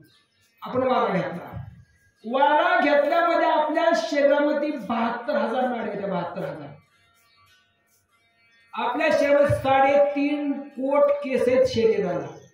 3.5 कोट केस आहेत आपल्या शरीराला. 72,000 नाडी आहेत, 72 सांधे शरीराला. आपण वारा घेतला, वारा घेत तुम्हाला अनुभवानं सांगतो, पटवून मी देतो, अध्यात्म मी सांगतो, पण पटवून देतो. होय म्हणलं तर ठीक आहे, नाही म्हणलं तर गप्पी बसायची तयारी माझी. माझं काय तसं नाही, सांगायचे माझं काम आहे. प्रत्येकाला कळावं आपला कोण दिवस येईल, कसा नाही द्यायचा भरवसा, कुठल्या दिवशी आपण जाईल याची गॅरंटी आहे तुम्हाला. चेक नाही, मग त्यामध्ये थोडी तरी ओळख असाल. थोडं सांगतो, जास्त नाही सांगतो. ज्या सांगायचं म्हणजे की 5 वाजता एवढंच जाईल, थोडं सांगतो. आता वारा ते सांगते प्रभुरामाच्या नाशिकाच्या ठिकाणी वाऱ्याला विश्रांती. वाऱ्याला विश्रांती मध्ये आपण वारा घेतला, तो म्हणते रसापुरी वारा जात त्यामुळे वारा घेतला. मग वाऱ्याला विश्रांती तिथंच का? रामाच्या नाही म्हणत आपल्या म्हणतो बरं का, ती नाव रामाचं दिलंय पण आपल्यावर असतं. हे रामायण हे खरं आपल्यावरच आहे. रामायण बाजूला नाही, आपल्यावर आहे रामायण. आपण हेच रामायण आहे. हो आचार्य महाराज वाचला, आचार्य हेच रामायण आहे. मग वाऱ्याला विश्रांती तिथंच का? नाशिकाच्या ठिकाणी. मग आपण घेताना काय करतो, तिथं 3 आहेत, इडा, पिंगला आणि सुषुम्ना. इडा, पिंगला आणि सुषुम्ना. विडा हे पिंगलेने घ्यायचं, आतमध्ये वारा आपण श्वास घेतो ना, श्वास खुल्या भाषेत सांगतो पटावा आणि माणसाला कळावा. श्वास घेतला, श्वास घेतलेला श्वास आपल्या शरीरामध्ये सर्व 72,000 नाड्याला चेतवतो. 72,000 नाड्याला चेतवतोय, त्याशिवाय येत नाही. किती? 3.5 सेकंदाला बरं का, 3.5 सेकंद फक्त 72,000 नाड्याला चेतवतोय. त्यातनं जर एखादी नाडी बंद झाली का, एखादी नाडी, तर लगे अर्धा वाया होऊ शकतो. म्हणून आता रे 72,000 नाड्याला चेतवतो, पण 3.5 सेकंदात असणारा स्फुरक म्हणजे आत वरला गेला आणि तो कुंभक मध्ये साऱ्या शरीरामध्ये खेळायला गेला वारा. आणि याच्या 3.5 सेकंदात पुन्हा बाहेर निघाला. म्हणजे घेतलेला वारा शरीरामध्ये 72,000 नाड्याला चेतून 3.5 सेकंदात बाहेर येतो बरं का, 3.5 सेकंदात. म्हणून म्हणतात वाऱ्याला विश्रांती रामाच्या नाशिकाची. रामाच्या नाही, आपल्या. रामाचं नाव आहे फक्त, पण हे आपल्यामध्ये. तिथं वाऱ्याला तिथं विश्रांती, वाऱ्याला दुसरीकडे विश्रांती नाही. मग म्हणून वारा हे विश्रांती पाण्याचं तिथं त्या ठिकाणी, पण वारा तिथंच बरं का. आणि स्वार्थानं वारा किती मुळे जातो पुढं, आपण श्वास सोडायला श्वास 12 मुळे जातो वारा. म्हणून होतोय नासा फुटोनी वारा, जात शामुळे भारा, गच्चे धोरणी मागारा, आगोगाडी 12 मुळे पुढे गेला, पुन्हा माघारी येऊन पुन्हा शरीरामध्ये फिरायचं. 12 मुळे वारा पुढं जाईपर्यंत आपण श्वास माघारी वळीत नाही, माघारी येत नाही तो 12 मुळे गेल्याशिवाय. आणि पुन्हा माघारी येऊन पुन्हा 72,000 नाड्याला चेतवतोय. हे आपला विषय रामाचं नुसतं नामाला दिलेलं असतं.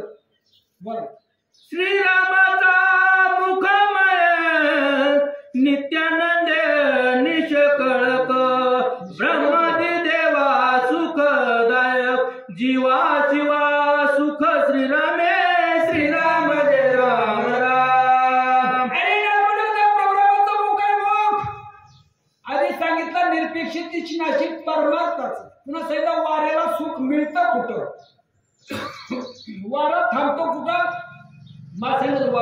थांबतो. वारा वर्ण बघितला तर चंचल आहे, पण वारा थांबतो कुठं सांगितलं तुम्हाला. 72,000 गाड्या चेतोळेश्वर येत नाही, तिथं थांबला गेला. पण रामाचा मुख आहे तो निष्कलंक आहे. रामाच्या मुखाला कुठला स्वरूपाचा डंक किंवा कलंक लावता येत नाही किंवा जास्तरे नाव ठेवता येत नाही. निष्कलंक आहे. म्हणजे जसा तरी हा सूर्याला कुठला रूप लावता येत नाही, तसा रामाच्या मुखाला नाव ठेवतात नाही. अशा स्वरूपाचा देव आहे. कशा स्वरूपाचा सांगता येते.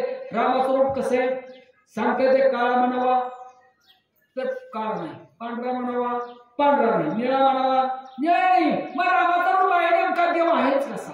मी तुम्हाला सांगते माझा विषय तोच आहे. नेमका देव आहेच कसा. आणि देव म्हणावा तर बोलवण्याबरोबर हजर राहतो. मग देव नेमका आहे तरी कुठं. आपण देवाला बोलवा त्या स्वरूपामध्ये गेलो, देवाला बोलवलं की देव तुमच्या पशिबी कुठेही निर्माण होतो. निर्माण होतो बरं का. देव कुठं येत नाही, जात नाही, कुठं पळत नाही ना काय नाही. जागेवरच देव आहे. फक्त बोलवण्याची परिस्थिती आपली असावी. देव जागेवर तयार होतो. तयार माझ्या प्रत्याला सर मी आधी मी सांगितलं की माझा विषय पूर्ण शरीराचा झालेला आहे. नका का होतात केस का होतात हे थोडं सांगू आणि तुम्हाला. पण हे देव नेमका आहे कुठं हा विषय माझा होता. पण मला त्यावेळेला कळलं माझ्या अनुभवाला की देव आपण बोलवावं, देव तयार होतो. मग देव नेमका कुठं असेल. आपण म्हणतो पंढरीला आहे, कोण म्हणतं काशीला आहे, कोण म्हणतं रामेश्वरला आहे देव. पण देव कुठंच नाही. देव आहे तिथं सर्वव्यापी आहे. देव जगामध्ये सगळंच व्यापी आहे. फक्त आपण बोलवायला आपण कमी पडतोय. आपली बोलण्या एवढी आपली कॅपॅसिटी नाही म्हणून आपल्याला देव लांब वाटतो. विनाकारण आपण फिरतोय. माऊली म्हणतात ठाईच वैसोडी करायची तर पळायची गरज नाही, जायची गरज नाही. फक्त जागेवर बसा, देवावर विश्वास ठेवा आणि देवाला बोलवा. देव तुम्हाला जागेवर भेटेल. कुठं जायची गरजच नाही. हे माझ्या प्रत्याला आलं. मी अभ्यासामध्ये हे मला शेवटाला प्रत्याला आलं. कळलं की देव खरा नेमका कुठे आहे. मग तो प्रगट झालेल्या देवाला नाव ठेवणार कुठं. प्रगट झालाय बोलावल्याबरोबर तो निर्माण झालाय. मग निर्माण झालेल्या देवाला नाव ठेवणार कुठलं. त्याला रंग नाही, रूप नाही, कुठल्या जातीचा हेही सांगायचा विषयच येत नाही. निर्माणच झालाय. मग देव नेमका झालाच कसा. तसा हा प्रोग्राम आहे. त्याला रंग रूप हे लावता येत नाही. असा हे राम आहे असा हनुमंत सीतेला जीव शिव ते दुनियादार श्रीराम जरी झाले सदर मिळणी मिळाले काकर शिव सुख साचा श्रीराम. म्हणतात जीव शिव हे दोन्ही पक्षी पैसरे प्रपंच पक्षी शिवाय सर्व साक्षी जीव विषयाचे फळे पक्षी. आता रामाच्या मुखातलं खालचं आणि वरचं फळाची उपमा दिली. तिथं म्हणतोय जीव शिव एकाकार मिळणे मिळाले एकाकार. म्हणजे रामाचा खालचा ओठ आणि वरचा ओठ. रामाच्या स्वरूपाचं वर्णन नाही बरं का. खालचा ओठ आणि वरचा ओठ. वरचा ओठ हे शिवरूप आहे. थोडं सांगायचं तुला. वरचा ओठ शिवरूप आहे, खालचा ओठ जीवरूप आहे. म्हणून आता जीव शिव दोन्ही पक्षी बैसल्या प्रपंच वृक्षी शिव आहे सर्व साक्षी जीव विषयाची फळे वृक्षी. वर्ण दोन्ही मिळून आले. मिळून आल्याबरोबर हे काडीमोडीचा 10 इंद्रियाचा पिंजरा आणि या पिंजऱ्यामध्ये येताना तो शिव कुठं राहिला. दशरथवर तो आता सहस्राच्या ठिकाणी तो शिवानं वास्तव्य केलं.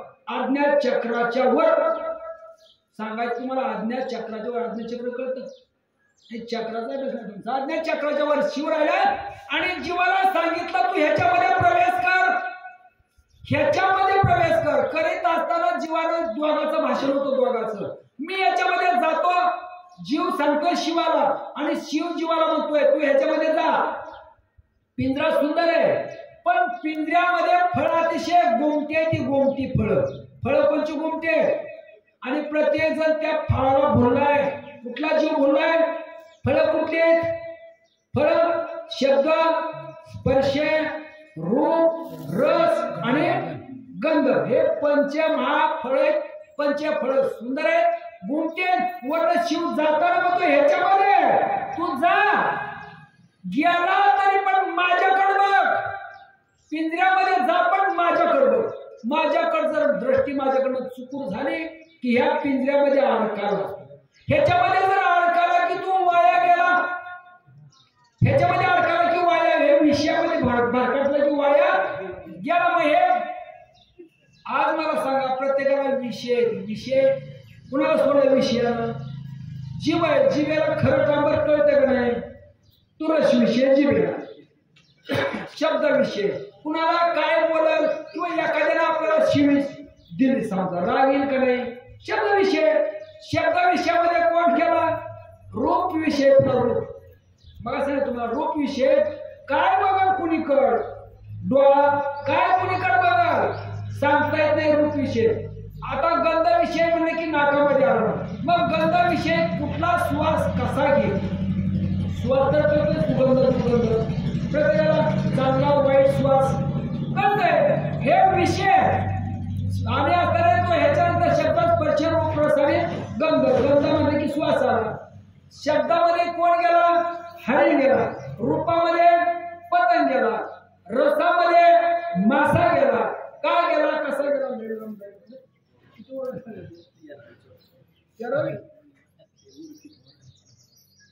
विषय. श्रीराममुखी दंतपंक्ती जयी ओंकार माझी श्रुती, श्रुती स्मृतीसी निज विश्रांती, श्रीराम मूर्ती मुखचंद्र. रामाच्या मुखामध्ये नाही वरपाणी चालतो, अध्यात्म बंद करतो, वर्ण चालतो. शरीरामध्ये अध्यात्म लहान जाईल राव, दिवस बिमावरती व्हायचं नाही. म्हणजे आपल्या मुखामध्ये आता जशामध्ये ओंकारामध्ये श्रुती, ओंकारामध्ये शब्द निघतात. आपण बोलताना सुरुवातीला ओंकार कुठे येतो? ओंकार शब्द कुठे निर्माण होतो? आपल्यामध्ये चार वाचा आहेत. चार वाचा परापशंती मध्यमानी वैखरी चार वाचा आहेत. चार. प्रत्येक माणसाला बोलताना कुठं निर्माण होतो? तर वैख असणारे परावाचा असते. परावाचा पुढे तुम्ही दिसल्याबरोबर स्फुरण येतं. स्फुरण कुणाला येतं? पर्याय येतं. पर्यापासून स्फुरण आलं की नाद पश्चिमेपर्यंत येतो. पश्चिमेला नाद तयार होतो. नाद तिथून असणाऱ्या पुढे गेला, नाद पश्चिमेला तयार झाला की स्वर निर्माण होतो मध्यमाला. आणि मध्यमाला पुढे तिथनं पुढे कुठे गेला? पुढे वैखरीला गेला. वैखरीला गेला की शब्दाची उत्पत्ती म्हणजे बोलायला वैखरी वाचन शब्द तयार करतो. म्हणजे ओंकारमध्ये श्रुती. रामाच्या दत्तपंथीचा विषय थोडं सांगून आता चलितो. हा, श्रीरामाचे निजनी सच्चिदानंद हे चित्रिवळी, त्याचे ललाट भाग्य समेळी, लोकी सकळी नांदिजे. प्रोग्रामाचे कपाळ ललाट म्हणजे कपाळ, तिथे त्रिवळे. आता त्रिवळे म्हणले की जन्माला आला.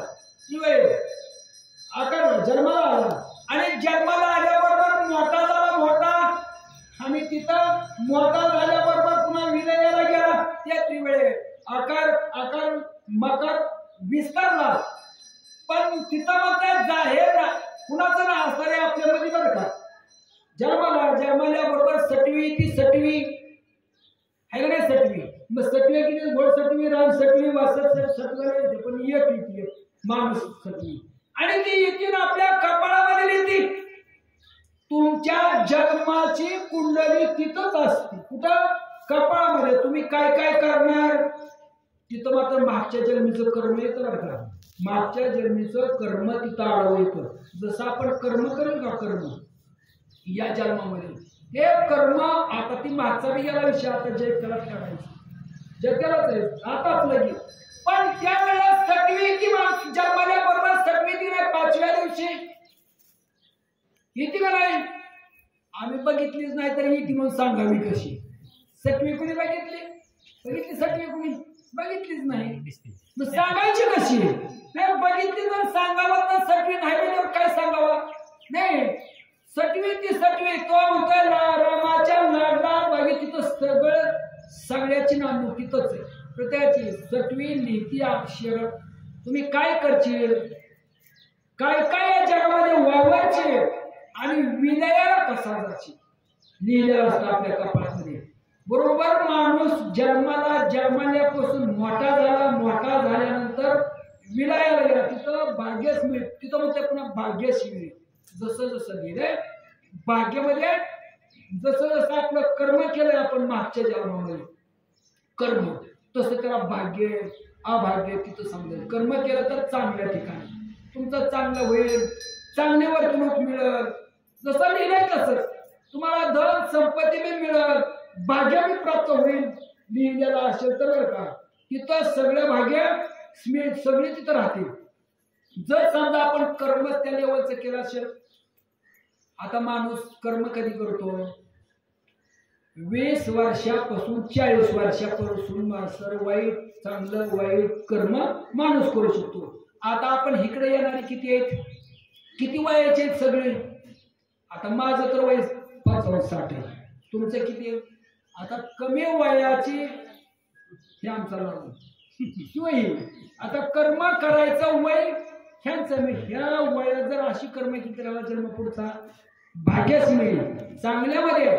आता आमच्या सारख्याला वाईट कर्म 40 वर्षे करून आम्ही देवळात आलोय काय बी करून मग आमचं भाग्यच मिळेल. म्हणून प्रेम केशर समेला तिलकाय किला पिवळा निर्दक्षता निडळा राम प्रेमळा पर्यंत केशरी पिवळा कशाचा तर प्रेमाचा. आणि प्रेमाचा देवाची पूजा प्रेमानच करावी. मानस पूजा तुम्ही मानस पूजा करायला बसू हायच बसून मानस पूजा तो कपाळाला केशरी गंध तो पिवळा कशाचा तर आणि वरील निर्धार असा प्रकार करतोय आपण कार्य केलेलं कार्य करताना निर्धार पुढे आपल्याला मिळेल न मिळेल ह्याचा विषय नाही. फक्त निर्धार तोच असणारा गंध आहे तो अक्षर आहे. आणि प्रेमाचा मात्र तिळा लावून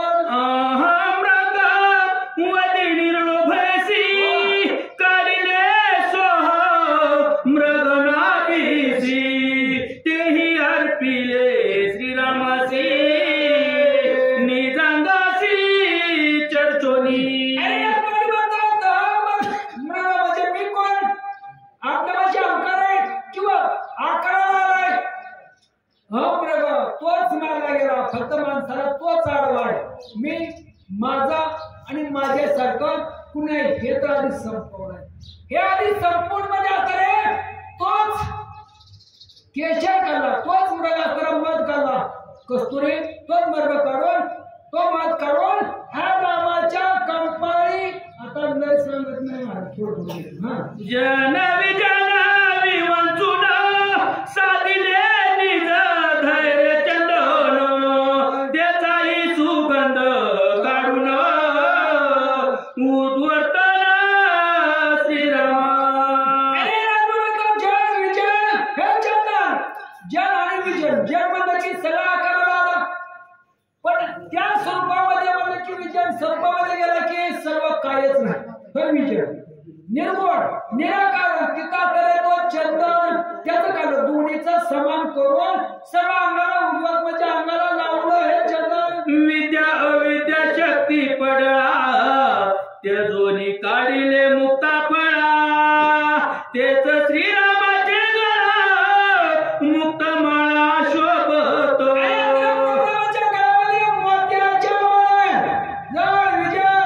विद्या अविद्या म्हणजे त्यांना सांगायचे का आकाराला मिळालं आणि आकाराला येऊन तो निराकार बी झाला. दोन्हीतलं काढलं दोन्हीतनं आकाराचं बी काढलं निर्गुणाचं बी काढलं आणि सगुणाचं बी काढलं. त्याच्या दृष्टीने निर्गुण आहे एका दृष्टीने सगुण आहे. दोन्हीचा भाग काढला दोन्हीचा म्हणजे राम आहे बी म्हणायचं नाही बी म्हणायचं नाही. हे स्वरूप दोन्हीच्या मध्ये घेतलं आणि प्रभुरामाला मोत्याची मान ओंकार तोची कंभू कंठ तेथून वेदा वाहती वाट गजती विधिवाद उद्भट होती प्रगट त्रिकांडी. प्रभुरामाचा ओंकार ओंकार आकार ओंकार मका ह्याची जागा कुठं कंभूकंठाच्या ठिकाणी. कंभूकंठ बघा तुम्हाला तिन्ही वाच्याचा अर्थ कुठं होतो असणारे मध्यवर असणारे मध्यमा असणारे वैखरीच्या ठिकाणी तिथं हा कमोकंठ आहे आणि तिथून त्रिवेदाची वाट तिथून आहे. तिथून त्रिवेदांडी वेद तिथून तयार झाला. वेद पुढे नाही, तो त्रिपुटापासून विडा पिंगळा सुसून हेतून त्रिकांडी वेद तयार झाला. काय बोलायचं, कसं खरं खोटं सगळं तिथून हा वेद तयार झाला. तो पदा तत्पदा अति रदी पद कस दोदित साधूची रत्नी रत्न खचित लख लखित निज तेजे. म्हणजे आकाराला होता, निर्गुण होता, आकाराला आला रे, तो निर्गुणाला गेला म्हणजे जग आकाराला आलं, विस्तारला, शेवटी गेला तो तत्पद म्हणजे शेवटी स्वरूपाला मिळाला. तो पद म्हटलं की तो पद म्हटलं की नसताना प्राप्त झाला. अशी पद सगळ्यामध्ये व्यापलं आणि असताना तो पद तत्पदाला अशी पद हा स्वरूपाला मिळाला. हे पद हा प्रोग्रामाला मनती कासे कसिला पितांबर श्रीराम कासे चिदंबर जाकी शून्यत्वाचे छिद्र कासे अछिद्र श्रीराम.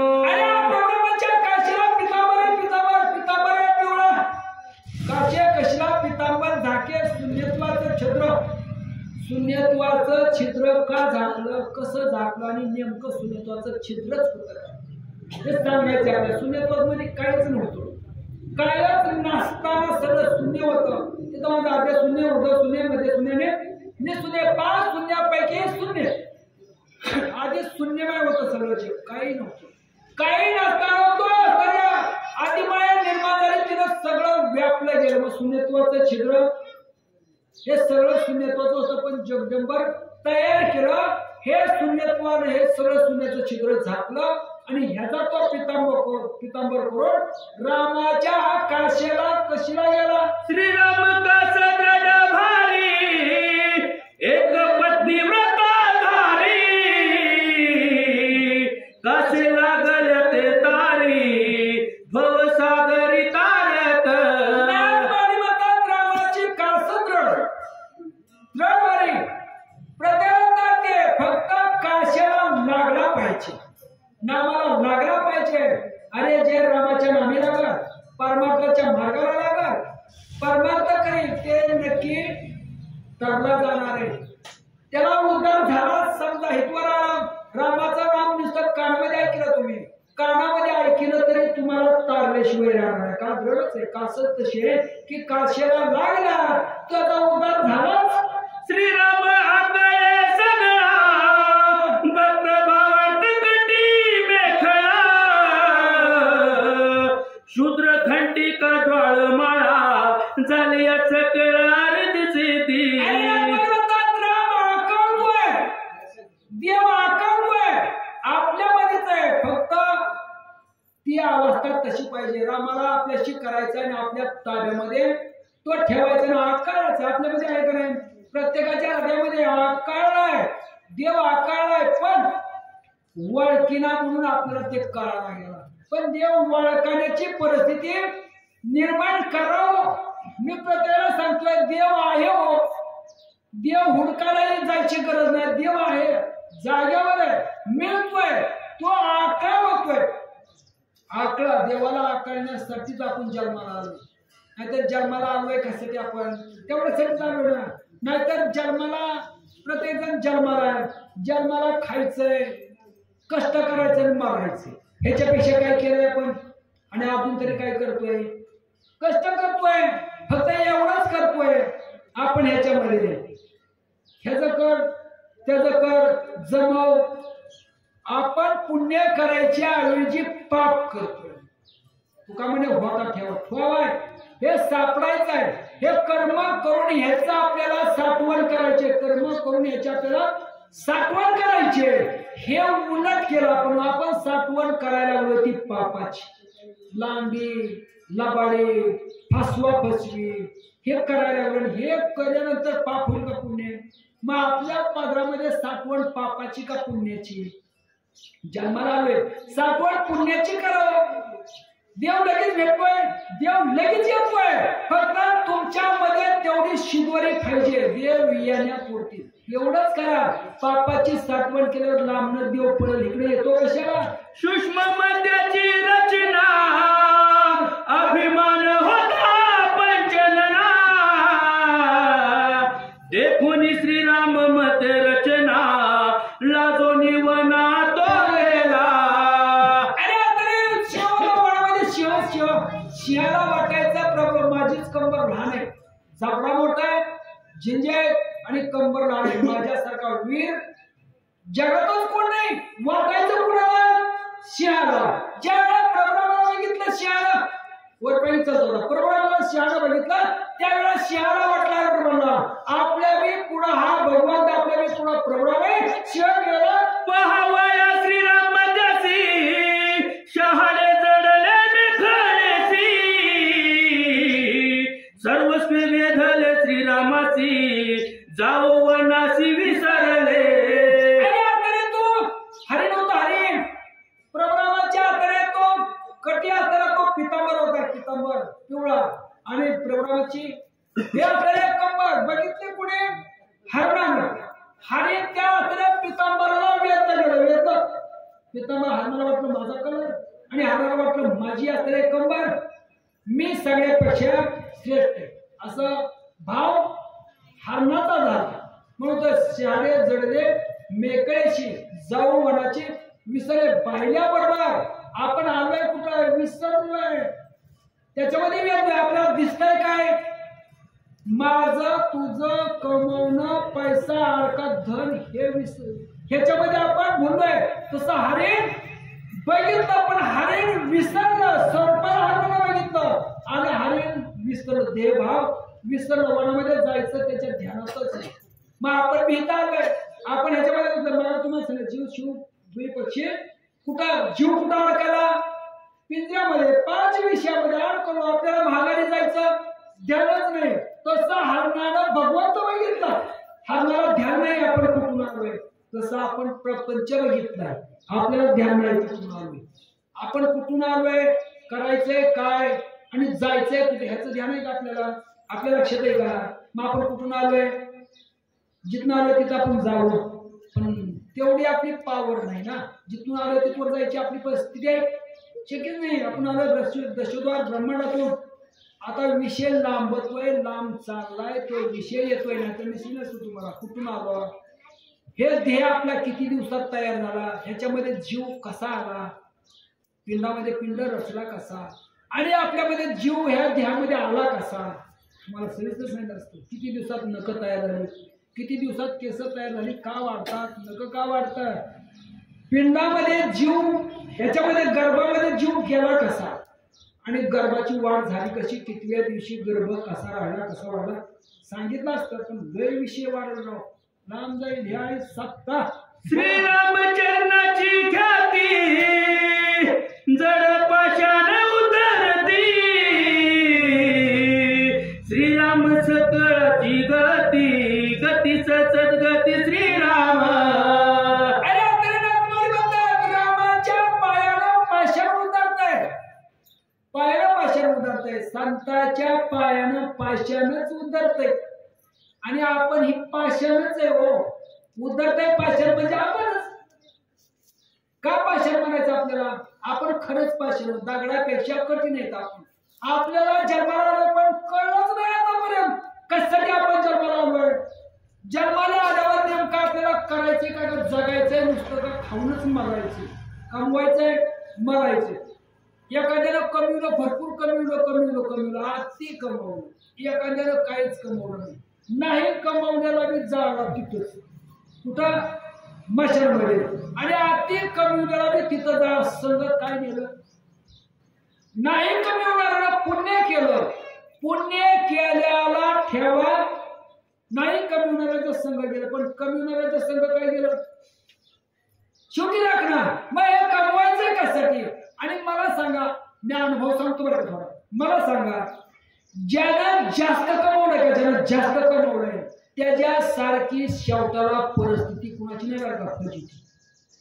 ही म्हणते मी सांभाळतो का, ती ह्यांच्यासाठी मोहर कुटुंबाच्या वाटणं व मोहरांचं पोरांची भांडणं, कमवलं ह्यानं पण भांडणं पोरांची. कशासाठी? ह्यानं कमविलेल्या संपत्तीची, त्याच्यासाठी एवढं कमवणं किंवा हे करणं आपला जीव धोक्यामध्ये घालणं, त्याच्यासाठी नकोय. देव फक्त आपल्याशी करा. श्रीरामचंद्राचे निभूषणे वांकिने वेदाशी दिले उणे,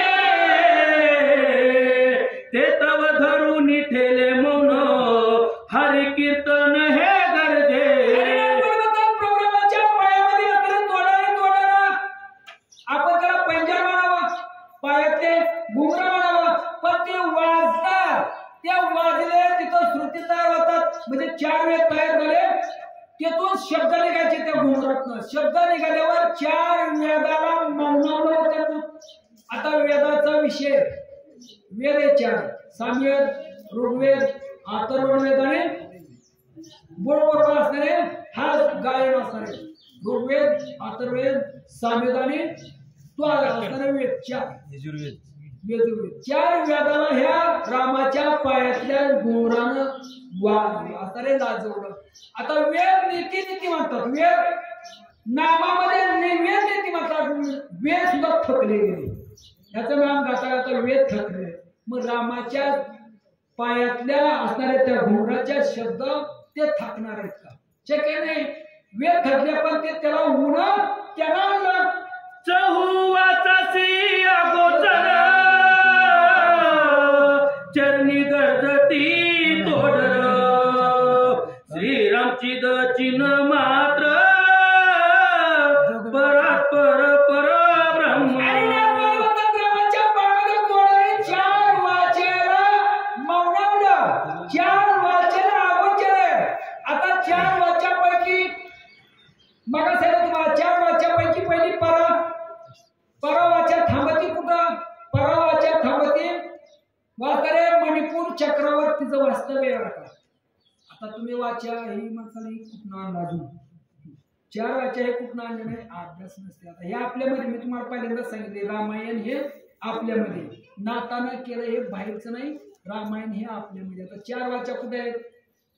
आपल्यामध्ये आहेत का नाही? मग 4 वाचाचं वास्तव्य कुठं आहे? आपल्यामध्ये. वैकरी थांबती कुठं? आपली मुखामध्ये. जी असणाऱ्या जिबीनं शब्द हे वैकरी आहे. वाचा बाहेर हुडकायला जायचं नाही, तू आपल्या मळ्यात बी नाही, वाचा आपल्या पशीच आहे, इकडं तिकडं बघायला यायचं नाही. आता परावाच्या म्हणलं की तू आता मणिपूर चक्रावर, म्हणजे आपल्यामध्ये बेलीमध्ये तुम्हाला सांगायचं नाही, तिथं मणिपूर चक्र. तिथून हे परावाच्या दिसताना स्फुरण यावं परवाच्या, तिथून असणारे हे पश्चंती वाच्यातल्या हृदयावर आहे, तिला तिथनं स्वर काढावं, ना तयार असणारे स्वर काढावा, स्फुरण तिला, स्वर तिला. आणि मध्यमावाच्या कंठामध्ये तिला आवाज काढायचा. मध्यमा वाच्याचा आपण गायन करायला बसलो का, गायन पीटी गायन वैकरीला बाजूला ठेवून असतो सूर, त्याला म्हणायचं सप्तस्वर. सप्तस्वर असतात ना, सप्तस्वर तिथून तयार होतात, त्याला फक्त मध्यमा वाचेचा वापर असतो. आणि वैकरी वाचन शब्द पटापटा तयार होतील. आता वैकरी वाचेचा प्रभाव कुणाला असतो म्हणजे भांडण लागलं का, भांडण मग किती पटापटा होती बाबा हे वैकरी. म्हणजे पण हे नातर हे 4 वाचा मौनावल्या, 4 वाचाला थांबवलं कुठे? रामाच्या पायातल्या तोडराच्या आवाजानं. लक्षिता श्रीरामाचे मन टाण, त्यासी ठेंगणे दिसे गगन. पाहता श्रीरामाचे मन पडले मौन श्रुती शास्त्र. लक्ष्मणाची ती स्थिती आहे, जसा राम तसा लक्ष्मण. म्हणजे आता रामाचं स्वरूप पाहिलं, त्याचा तोडा पाहिला, श्रुती 6 शास्त्रे, स्मृती 4 वेद आहेत. म्हणजे 4 वेद, 6 शास्त्र, 4 वेद, 18 पुराण थांबले गेले. त्याचं वर्णन, रामाचं वर्णन त्यांनाही झालं नाही, तेही नीती म्हणाले. पाहता श्रीरामाचे गुण सगुनी दिसे निर्गुण. राम नामे हरे त्रिगुण, निज निर्गुण श्रीराम. रामाचं स्वरूप सगुण म्हणू का, निर्गुण आहे. आणि तुला सगुण म्हणावं तर प्रथम निर्गुण आहे, निर्गुणाकडे जावं तर राम आकाराला आलाय. सगुण म्हणावं तर निर्गुण निर्गुण दिसतो. निर्गुण म्हणावं तर सगुण म्हणावं. म्हणजे सगुण बी निर्गुण जर पाहायला गेला तर तो अवगुण आहे. सगुणामध्ये गेला तरी निर्गुण धावतोय, निर्गुणामध्ये गेला तरी सगुण धावतोय, आणि दोन्ही बी बघायला गेलं तर पुन्हा म्हणतो अवगुण. म्हणजे पुन्हा म्हणतो आकार नाही. भगवंत हे जगामध्ये कायच नाही. सगळं जग शून्यमय, सगळं जग हे ब्रह्ममय. हा नाथमध्ये म्हणतात लक्षिता श्रीराम लक्ष्मण जो लक्षितोची सुलक्षण ऐसा श्रीराम विचक्षण लक्ष लक्षण त्या नाही. तो रामाचं वर्णन केलंय. तो लक्ष्मण पाहायला गेलं. लक्ष्मण लक्षिता लक्ष्मण तेच म्हणतोय सुलक्षण. आता जावं कुठं मग थांबावं कुठं. आता हे लक्ष्मणाला लक्षण स्थिती सांगली. हा मान लक्ष्मण सारखे. पण तो लक्ष्मण ही राम भक्त लक्ष्मणालाही राम लक्ष्मण आहे. तो सुलक्षण आहे. अशा रामाचं स्वरूपाचं वर्णन करून श्रीराम मुखीची अक्षरे शरा शरातीत परे सभागे सेविती श्रवणद्वारे सर्वांगी सुभरे स्वानंद.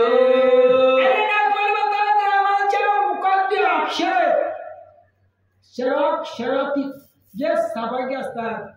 सभाग्य बरं का, इथं नातानं वर्णन जास्त त्यांचंच केलंय. जे सौभाग्य सौभाग्य गुणवान आहेत, ज्ञानी आहेत, ज्याच्यापाशी लिहिताय, ज्याच्यापाशी नीती आहे त्याचंच वर्णन आहे. नाहीतर दुष्ट दुर्जन काही ह्याला मानणारीच नाही.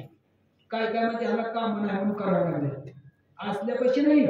फक्त सौभाग्य सौभाग्य त्याचं वर्णन करतात. आता एक एक अक्षरावर विचार केला. एक आता वैखरीवर आलाय. आता हे शब्दानं वर्णन केलंय. मग तिथून असणारे शब्द निघतात. कुठनं निघतात बघा साहेब तुम्हाला. चारी वाच्यापैकी चारी वाच्यापासून निघाले शब्द किती निघतात? 52 अक्षर एका विषयामध्ये. 12 असणारे आधार स्वादिष्टान हे मणिपूर विशुद्ध अनाथाने आगळी. प्रत्येक ठिकाणी काही ठिकाणी 12 काही ठिकाणी 16 600 चक्रावर 600 स्वर 600 जप करतो. स्वादिष्टान चक्रावर म्हणजे 6000, मणिपूर चक्रावर 6000 आणि विशुद्ध चक्रावर 6000. सायत्रिक 18 आणि हे खालचा 600 किती झाला? आता 18600. आणि आता स्वादिष्टान चक्रावर 1000 आणि विशुद्ध चक्रावर 1000 आणि सहस्त्राचा 1000 असे मिळून 21600 जप आपल्यामध्ये नियमानं चलतो बरं का. इथं शास्त्र सांगते. इथं ना चालतात 21600 दररोज नियमानं का चलतो कुठं चलतो सांगितलं तुम्हाला. 21600 कुठं 1000 आणि जर हे 21600 24 तास 12 घंटे 24 तासामध्ये नेमका होतो. आणि बरोबर रात्रीच्याला 24 तासात जर एक कमी पडला काही एक कमी 21600 दररोज चाललाच पाहिजे. आणि नाही तर 21600 जर चाललं का हे जर शराक्षरातीत हे अक्षर नामाची. आता आपण त्याला श्वास म्हणतो. आपण काय करतो त्याला श्वास पण नामाचा आहे. शराक्षरातीत भरला म्हणते. किडा मुंगी असू द्या सगळ्यामध्ये भरलेला. शराक्षर जेवढे जीव वस्तू आहेत सजीव ह्याच्यामध्ये श्वास भरलेला आहे. कोण बिगर श्वासाचा मला सांगा. एकाने सांगितलं की आम्ही श्वासच घ्या. कसा बरं श्वास न घ्यायला शांत बसायचा श्वासच घ्यायचा. आणि जर म्हणजे 24 तासात 21600 एक जर कल्पना तर ह्याची गॅरंटी नाही. पुन्हा म्हणायचं बीपी लो. एक जर शब्द कल्पना एक जर श्वास कल्पना का याचा बीपी लो.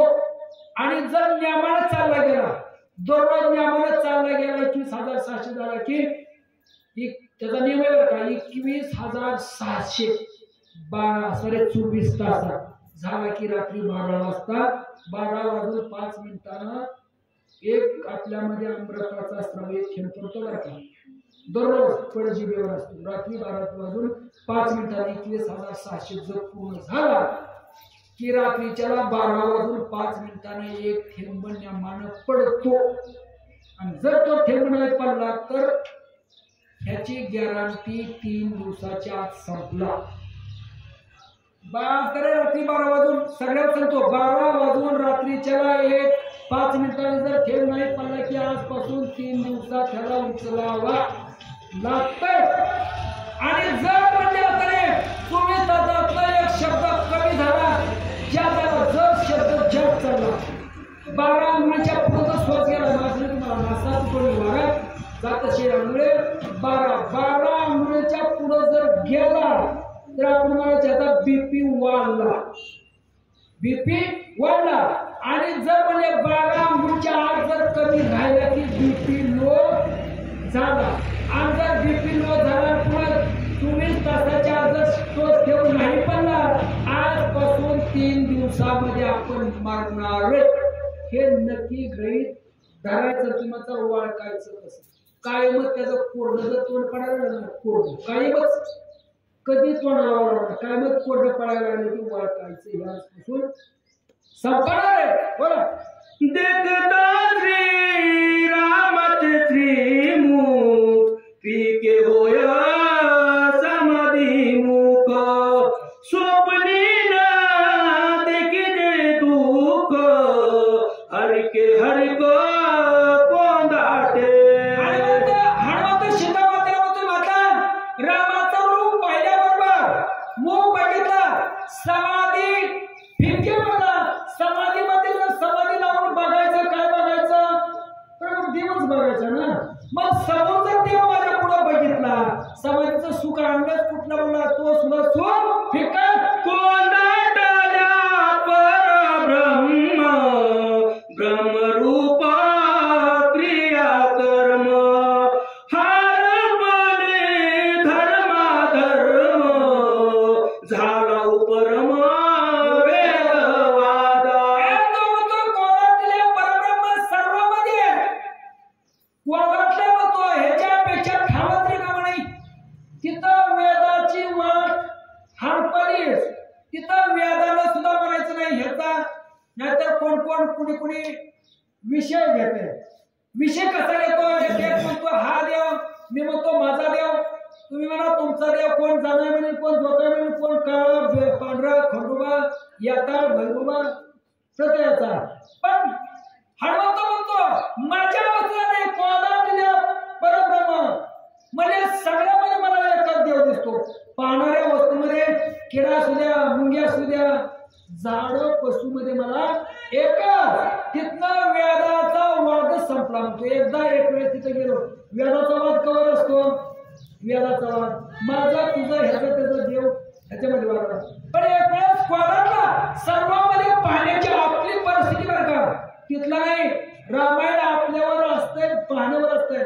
आपला जास्त परिस्थिती कोणातले दिसणाऱ्या वस्तूमध्ये एक वेळेस आपल्याला भगवंत दिसला पाहणाऱ्या वस्तूमध्ये दिसला कोणाला वेद मौनावले संपन्न ऐसा श्री राम नेटका तैसाची सोमित्र निज सखा दोघा भिन्न तुवा देखा भिन्न आवाका दिसत आहे.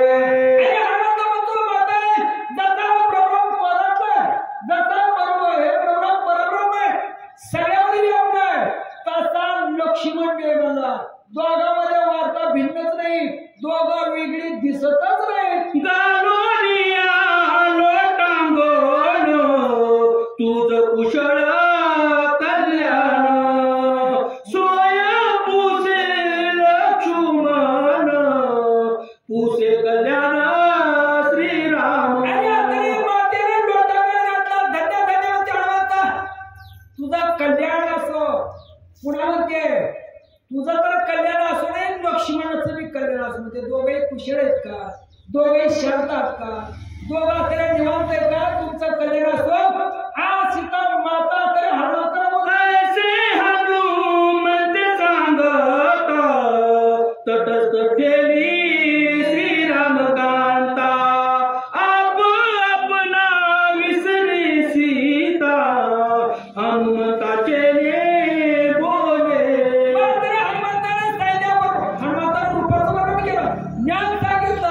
सांगितल्याबरोबर सीतेला वैरायला लावलं सीता समाधी लावली सीतेनं. हनुमंत सांगतोय मग खरंय का? हनुमंत सांगितलं खरंय का खोटं? हनुमंताने आतापर्यंत वर्णन केलं खरंय का खोटं? सीता बघायला लागली, आपल्यामध्ये ध्यानात जाते, समाधी लावली आणि तटस्थ होऊन हनुमंताचे बोला आता अवघा आणला श्री रघुनाथ, तेने सीतेचा मनोरथ सदोदित स्वानंदे. सीतेला वाटलं धन्य धन्य हनुमंत जेव्हा बोललाय एवढं ज्ञान सैन्याबरोबर खरंच प्रभुराम सीता आला. सीतेच्या अवस्थेत झाले बघा, हे देव सीता आणला, प्रभुरामाला चांगला अशी अवस्था. हर्षण माये पोटी होत हर्षची पोटी, तेने हर्ष सीता गोरटी घाली मिठी हनुमंता. इतका आनंद झाला सीतेला. हनुमंताला सांगितलं, तिला वाटलं रामच आला. हनुमंताला मिठी मारली, धन्य धन्य हनुमंत. वानर वद मनुष्य वाणी श्रीराम कथ त्याचे वदनी, ज्या कथेचे निज श्रवणी भव बंधनी निर्मुक्त. प्रजाला वाटायचं आणि सीतेला वाटले वाटणार आहे, आणि वाटणार माणसासारखं बोलताय, धन्य वाटत आहे सीतेला. लोटांना जाते सीतेला सुद्धा वाटलं नव्हतं हे वाटणार आहे, पण असं बोलताय वाटलं नव्हतं सीतेला. लोटांना घालून हृदयाला धरलं. कोणी वानराच्या गोष्टी सत्य श्रीरामा झाली बेटी, निर्सोनिया दुःख पोटी उतरली त्रुटी सुखरूप. ज्यावेळेला वानराच्या उच्चार केला, वानराचा सगळा ऐकलं, म्हणजे आता सगळं वानराचा ऐकल्यावर सीतेला आनंद झाला. हनुमंताच्या पायाला मिठी घालून अरे काच्या लवला ह्या सोन्याच्या पसोनी बाया, आले गेले कपिरायाचे विका माया प्रिय पुत्रा. सीतेला आनंद आहे. बरं पुढे हात वर केला हनुमंताला, आणि सीता सीतेची सुख झाले गारे पुत्र सुख तृण त्या पुढे, हनुमंत वाडे कोडे प्रेम पडी पाडे पडी येता. सीतेला इतकं सुख झालंय, इतका आनंद झालाय. हनुमंताला आलिंगन दिला, कवटाळलं. स्वतःच्या मुलाचं सुद्धा सुख इतकं नाही, इतकं सीतेला सुख झालंय. हनुमंताला सांगितलं पुढचे वाचक गायकवाड साहेब आणि आमचे हरिभाऊ.